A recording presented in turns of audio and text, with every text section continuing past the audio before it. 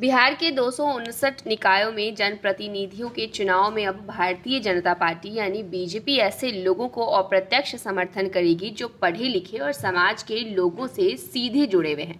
Doctor, engineer, वकील, PhD, MBA करने वाले को अब महत्व दिया जाएगा, जिससे वार्ड में लोगों की समस्याओं को सीधे अधिकारियों के समक्ष लाने के साथ ही उससे निस्तारण के लिए भी अपने स्तर पर प्रयास कर सके। बता दें कि भाजपा के प्रदेश उपाध्यक्ष के मुताबिक निकाय चुनाव में भाजपा उम्मीदवार बनाने की जगह अप्रत्यक्ष रूप से सहयोग करेगी। हालांकि प्रदेश अध्यक्ष संजय जायसवाल का कहना है कि केंद्र की तरफ से कोई निर्देश नहीं मिला है। ऐसे में निकाय चुनाव को लेकर कोई स्पष्ट तस्वीर सामने नहीं आ रही। गौरतलब है कि बिहार में 19 जून को निकायों में जनप्रतिनिधियों का कार्यकाल समाप्त हो जाएगा, जिसके बाद निकायों की जिम्मेदारी प्रशासन के हाथ में जाने की संभावना है। वहीं वार्डों के परिसीमन के बाद वोटर कार्ड अपडेट हो रहा है, लेकिन वार्डों में आरक्षण को लेकर कोई रणनीति तैयार नहीं की गई, जिससे जुलाई में चुनाव होने की संभावना जताई जा रही।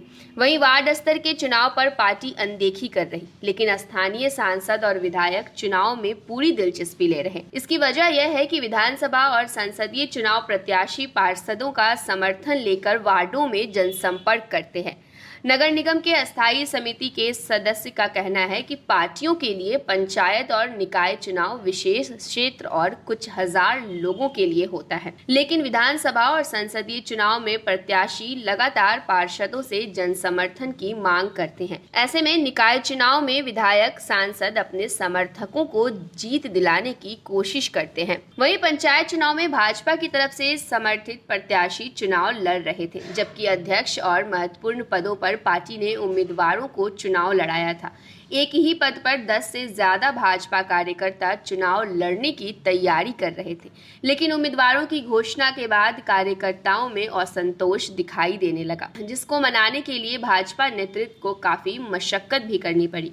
ऐसे में अब पंचायत चुनाव में कार्यकर्ताओं के बीच असंतोष को देखते हुए निकाय चुनाव में भाजपा दूरी बनाने की तैयारी कर रही है, जिसकी वजह से नगर निकायों में जहां चुनाव को लेकर सरगर्मी तेज हो गई है, वहीं पर भाजपा प्रदेश मुख्यालय पर निकायों चुनाव को लेकर कोई चर्चा नहीं हो रही।